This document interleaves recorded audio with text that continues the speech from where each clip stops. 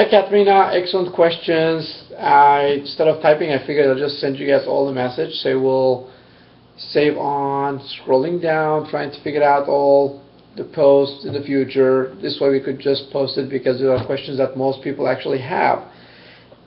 And especially if someone just starting, these are absolutely excellent questions, so thanks for posting it. So to answer your questions, let me start from the top. What about beans? Well, no beans. I know most of you have some favorite dishes. I know most of you like certain things. But the reason why we don't have beans is if you go over the list, we actually want to have very, very, very little amount of carbs. We want your body to get used to burning or switching from sugar burning to fat burning.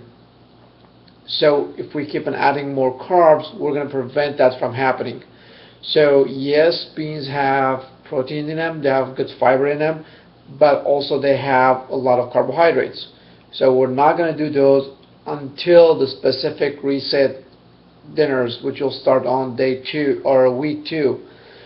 So therefore, we're going to avoid all of those. Same thing with your question about fruits, sweet potatoes, yum. What else you had in there?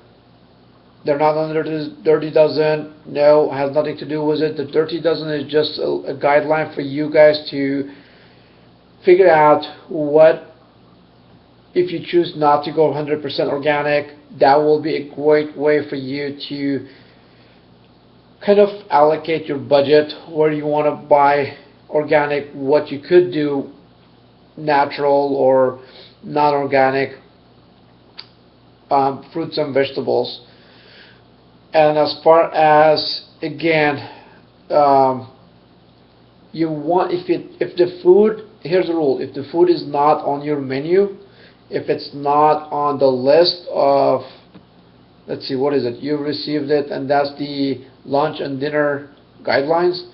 The Excel sheet would has all the different proteins you could do, all the different kinds of vegetables you could do, and the fats you could use. That is a reason. There is a reason for why I put all those together, and there's a reason why you're not doing certain foods, including the beans and all the other stuff. And you also have a question about, let's see, oh, if you want to switch dinners around, go for it. The reason why I have several different dinners, or I try to give a variety more than anything else. So you have, not only you're not eating the same thing over and over, so you're not getting bored. Again, remember, this is not about deprivation, it's about really abundance. It's really making the right choices versus restricting yourself into a couple different things. So that's the main reason why we have several different things. That the main reason, and our reason for it is also we want to have a variety so you can get different nutrients from different foods.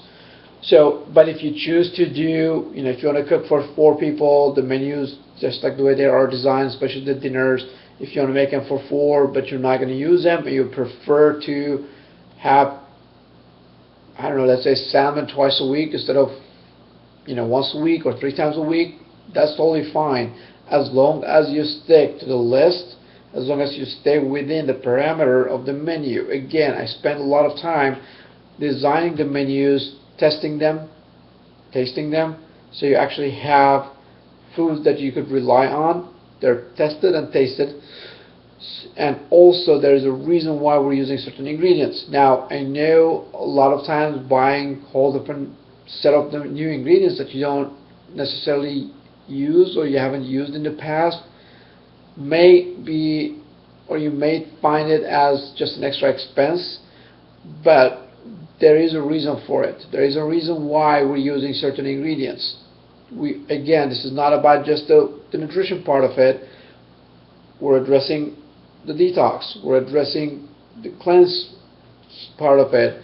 Again, without doing juicing and all of that. So we're really using products that will facilitate all of that. We're using products that will facilitate and help you in the detoxification process, activating your detoxification factory.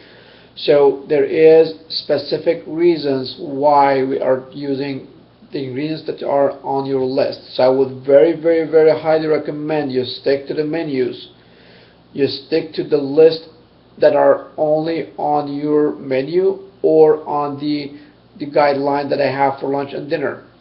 As far as the shakes, well, we want to make sure the shakes, there's a couple of reasons for the shakes. One, because it's easier for most people.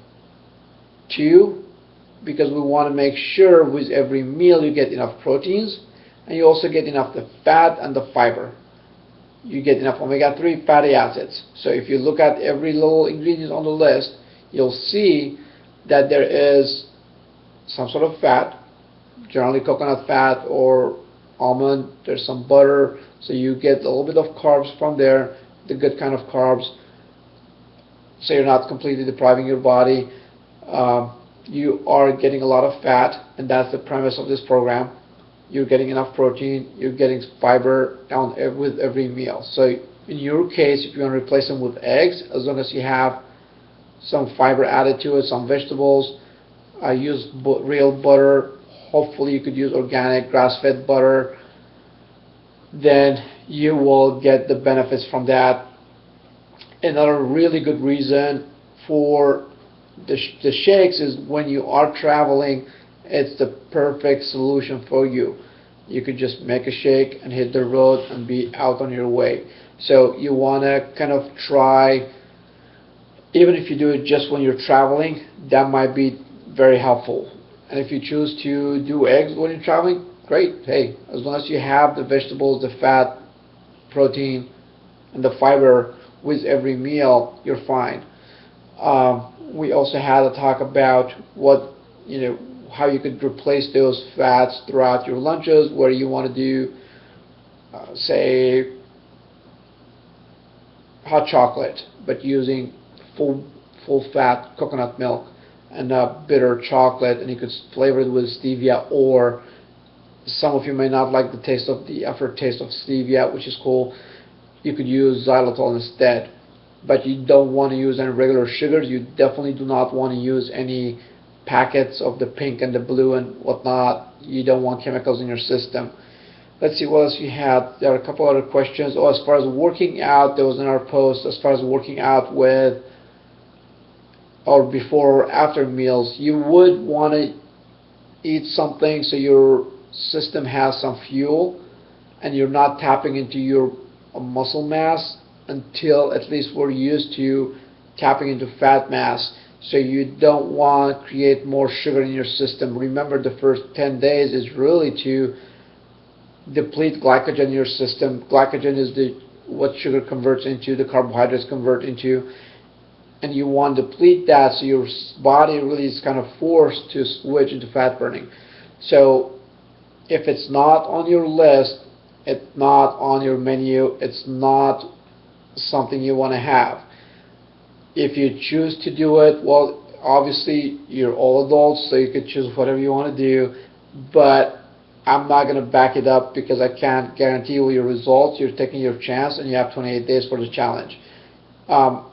Another thing has not been mentioned on the site, but I know it will pop sooner or later. You might find yourself, well, I want to have a beer, I want to have a glass of wine, I want to have a drink. Well, it's not on your menu for specific reasons. I would highly discourage any of you from doing it. Why? Unfortunately, you will find out the hard way if you choose to do it regardless, because you will start to gain more weight, and it will take about a couple weeks to drop the pounds to go back to where you started from. So, is it worth it? That's your call. That's something you have to decide. It's your choice. Again, all I could tell you is if it's not on your list, it doesn't belong on your plate, unless you are doing a reset day, and that will be on your menu. There's a reason why you have a menu, and I worked on that to make sure you get all the nutrients you need. So let's try to stick to the menu. You might find it a little inconvenient because it's not something you're used to doing, but again, if you continue doing the same thing you were doing, you're going to get the same results. And I think you all made an investment to have different results. So you might have to make all changes and really adapt to the change a little bit and really welcome that change and make it happen so you guys all could succeed in your journey in losing the pounds and feeling better, getting more energy and all that. So hope I answered all those questions. I think I answered everything else. And then the money issue, really, you made an investment, so really, what's in our $100 apply towards your health. It might sound like it's a lot of money, but it's really not compared to the benefits you're going to get from it. So it's not really that much. Again, ultimately, it's your choice what you guys decide to do. But these were great questions. We get them all the time, so I decided to do it in a video. So we don't have to scroll down. Everybody could see it anytime they want. It's a great review of our calls and all that. So let's get rolling. Let's stick to the program. You guys could do it. It's only 28 days, so it won't take that much. By the time you know it, it's gone. So really, I want to make sure we're getting there, we're succeeding, we're losing the pounds, and we could pinpoint if there's any issues during the time. If you veer off that menu, unfortunately, it will be very hard to really pinpoint if there's other allergies or not. So let's stick to it and let's make it happen. Hope this answered your question. Please post anything else you have, and we'll answer it with a video, or if it's a quick comment, I'll comment on it. But I'm liking this video thing, and I think I'll stay in there longer, and it's faster for everybody to get to versus just scrolling down the list. So welcome again, and hopefully this will get you going. And again, let me know if you have any questions. I'll talk to you soon. Bye.